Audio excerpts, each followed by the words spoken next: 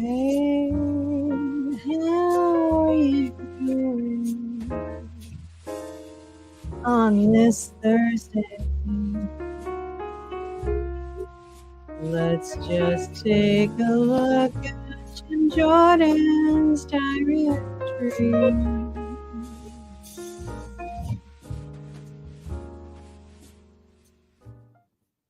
And when we're done. Okay, hi everyone. Welcome. Well, I thought I'd read for you dramatically Jim Jordan's letter to the Honorable Fannie T. Willis. But I'm going to read it in the style of his diary entry. So here we go.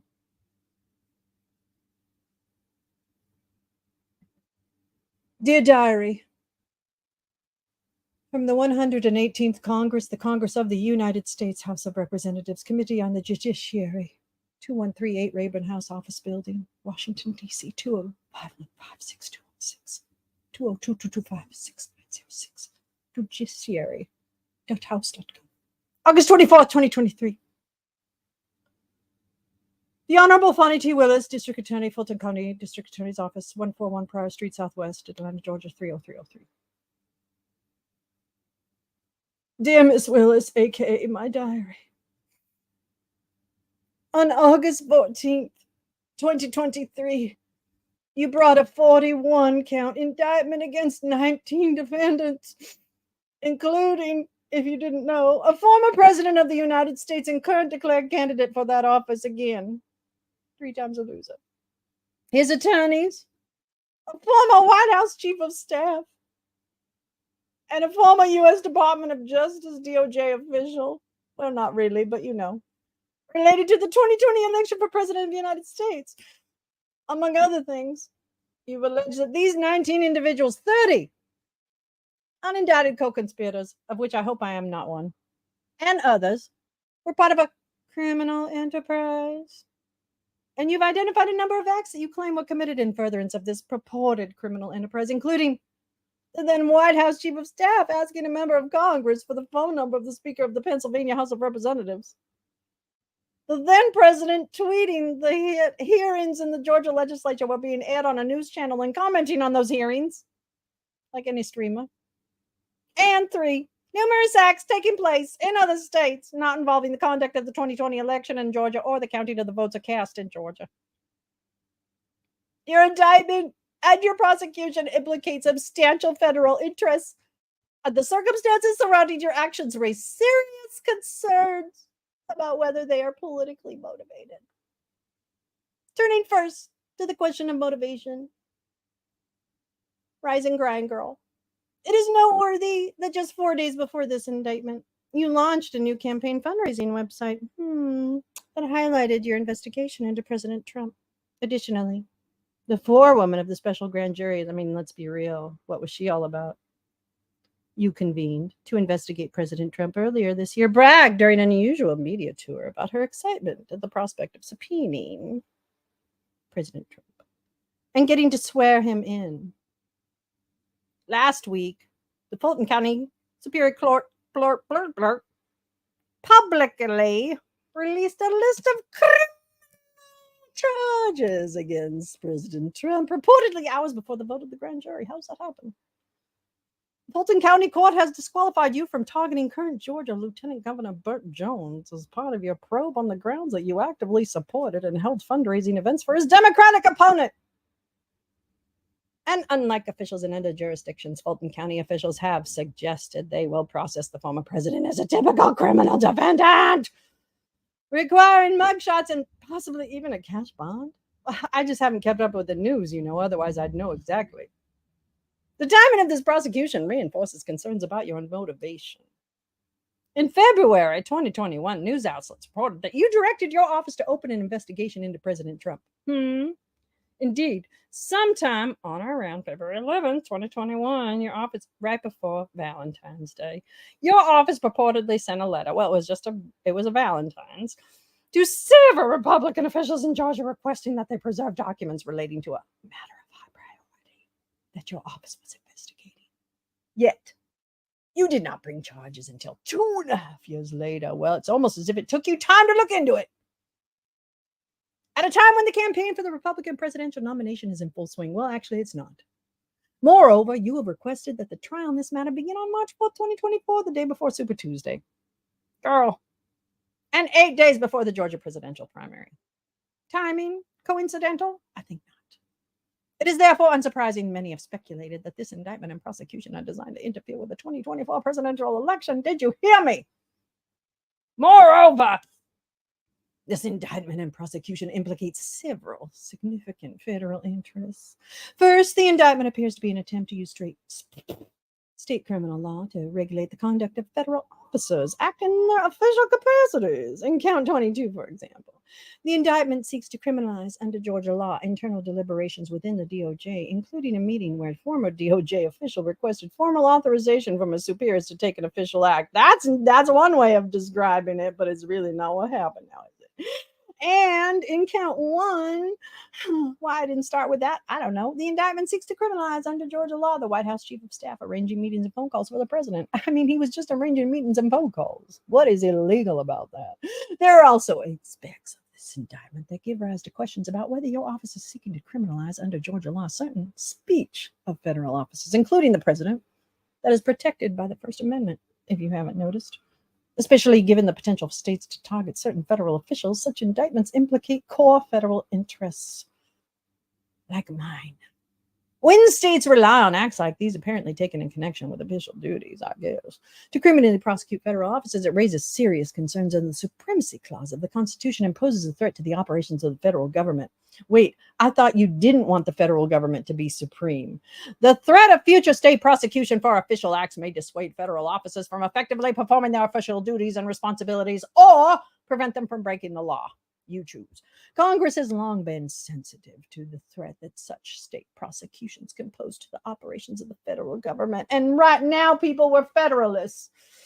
For example, to protect the very basic interests in the enforcement of federal law through federal courts. No, wait, what? Officials. Federal law permits any federal officer to remove to federal court a state prosecution that relates to any act under color of such office. It's a stretch, and it ain't gonna work. Second, the indictment charges a former president of the United States, and the federal government has a substantial interest in the welfare of the former presidents, does it? Under federal law, former presidents are entitled to funding for an office staff, suitable office space appropriately furnished and equipped, and a substantial lifetime federal pension, travel funds, and franked mail privileges. Franked? Okay. They also have Secret Service protection. Thus, Congress may probe whether former presidents are being subjected to politically motivated state investigations and prosecutions due to the policies they advanced as president. Well, no. And if so, what legislative remedies may be appropriate? Well, actually, it's when you try to stay in power that we really have the problem. To the extent that the presidents fear that they may be subject to politically motivated prosecutions after they leave office, this could impact policies they choose to pursue while in office. Well, there's a stretch. And because this former president is a current candidate for that office, the indictment implicates another core federal interest, a presidential election. Third, because Congress appropriates federal funds that are distributed to local law enforcement agencies, it has an interest in overseeing how the Fulton County District Attorney's offices use such funds, including whether it's expended any federal dollars on this investigation. As a federal court recently explained, there can be no doubt that Congress may permissibly investigate the use of federal funds, particularly where the result of the investigation might prompt Congress to pass legislation changing how such funds are appropriated or may be spent. Fourth, there are questions about whether and how your office coordinated with DOJ Special Counsel Jack Smith during the course of this investigation, and Congress has an interest in any such activity that involves federal law enforcement agencies and officials that fall under its oversight. News outlets have reported that your office and Mr. Smith interviewed many of the same witnesses and reviewed much of the same evidence in reaching your decision. Well, you'd almost think it was a similar set of crimes. To indict President Trump. The House Committee on the Judiciary Committee, thus may investigate whether federal law enforcement agencies or officials were involved in your investigation or indictment. It may also investigate whether DOJ raised any concerns about how your investigation impacted federal interests. like the ones I already talked about? And if so, whether and how those concerns were resolved. Given the weighty federal interests at stake, the committee is conducting oversight of this matter to determine whether any legislative reforms are appropriate or necessary. Such reforms could include changes to the federal officer removal statute, immunities for federal officials, the permissible use of federal funds, the authorities of special counsels, and the delineation of prosecutorial authority between federal and local officials. Federal courts have held that congressional committees have constitutional authority to conduct investigations and issue subpoenas because each house has the power to secure needed information in order to legislate. This power of inquiry, with process to enforce it, is an essential and appropriate auxiliary to the legislative function, and the power of a Congress to conduct investigation is inherent in the legislative process. In fact, the Supreme Court has described the congressional power of inquiry as broad and indispensable, and held Congress may conduct inquiries into the administration of existing laws, studies of proposed laws, and, particularly relevant here, surveys of defects in our social, economic, or political system for the purpose of enabling Congress to remedy them. I just don't think that's actually really true, that last part. Accordingly, to advance our oversight, please produce the following documents and information for the period January 2020, January 1st, 2021 to the present. All documents and communications referring or related to the Fulton County District Attorney's Office receiving use of federal funds. All documents and communications between or among the Fulton County District Attorney's Office and DOJ and its components or competence, including but not limited to the Office of Special Counsel Jack Smith, referring or relating to your office's investigation of President Donald Trump or any of the other 18 individuals against whom charges were brought in the indictment discussed above. What about the 19th? Oh, wait, I guess he was 19. Okay.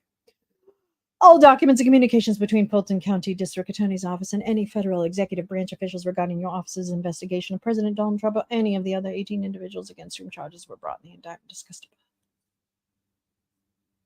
Please provide this information as soon as possible, but not later than 10 a.m. on September 7th, 2023, pursuant to Rule X 10, I guess, of the Rule X of the Rules of the House of Representatives. The committee has jurisdiction over criminal justice matters in the United States. It's in our name.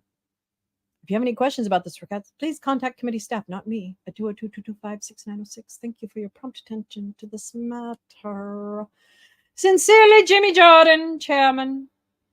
Oh, and if I have to, I'll CC the Honorable Gerald L. Nadler, Ranking Member. Thank you and good night. So that's the letter that Jimmy, the Jordan, decided to send to Bonnie Willis. I didn't even like pay attention. So today's the day the president, the former president, gets arrested and booked for trying to stay in office when he should have stayed in his orifice. No. All right. I'll see you guys later.